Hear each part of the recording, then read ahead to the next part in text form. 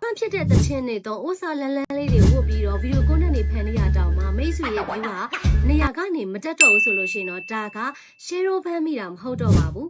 2026ရဲ့ TikTok ရဲ့ algorithm အပြောင်းအလဲကြောင့်ဖြစ်ပါတယ်အခုပဲမိတ်ဆွေနောက်ထပ်တင်မဲ့ဗီဒီယိုအတွက် view တက်စေတဲ့နီလန်3ခုကိုဟန်နီက sharing လုပ်ပေးတော့မှာဖြစ်ပါတယ်မဖြစ်မနေကြည့်သွားတဲ့ဗီဒီယိုလေးဖြစ်တဲ့အတွက်ကြောင့်မလို့အဆုံးထိကြည့်ပေးတော့ဖို့မင်းနဲ့နော်အမအဦးဆုံးအချက်ကတော့ AI content တွေပါ AI အနေနဲ့ဖန်တီးထားတဲ့ဗီဒီယိုတွေစာသားတွေအမြောက်အများလွယ်လွယ်ကူကူဖန်တီးနေတဲ့အကောင့်တွေကို TikTok ရဲ့ FYP မှာတွန်းအားမပေးတော့မှာဖြစ်ပါတယ်။ TikTok ကနေပြီးတော့ Human Touch လိုမျိုးကိုယ်တိုင်ပါဝင်မှသာလျင် FYP မှာတွန်းအားပေးမှာဖြစ်ပါတယ်။ဒုတိယအချက်ကတော့ SEO ပါ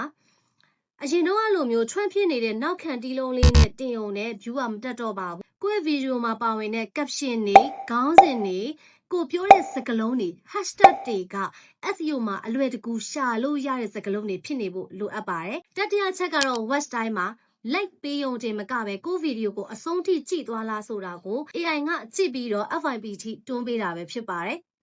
ဒါကြောင့်မို့ဗီဒီယိုလုပ်တဲ့အခါမှာ host နဲ့3စက္ကန့်အတွင်းထိထိမိမိနဲ့ဆွဲဆောင်နိုင်တဲ့ဗီဒီယိုတွေနဲ့စပါ AI ကိုအရင်ကြီးအားမကိုးပါနဲ့မိတ်ဆွေရဲ့ဗီဒီယိုမှာ view တွေဘယ်လောက်ထိကျသွားလဲဆိုတာကို comment မှာရေးခဲ့ပေးပါအောင်နော်ဟန်နီရဲ့ဗီဒီယိုလေးကိုလည်းကြိုက်နေတဲ့တယ်ဆိုလို့ရှိရင် follow လေးလုပ်သွားပေးဖို့မေ့ပါနဲ့ဦးနော်နောက်ထပ်ဗီဒီယိုမှာလည်းထပ်ပြီးဆုံကြပါသေးတယ်ကျေးဇူးတင်ပါတယ်ဟန်နီဖြစ်ပါတယ်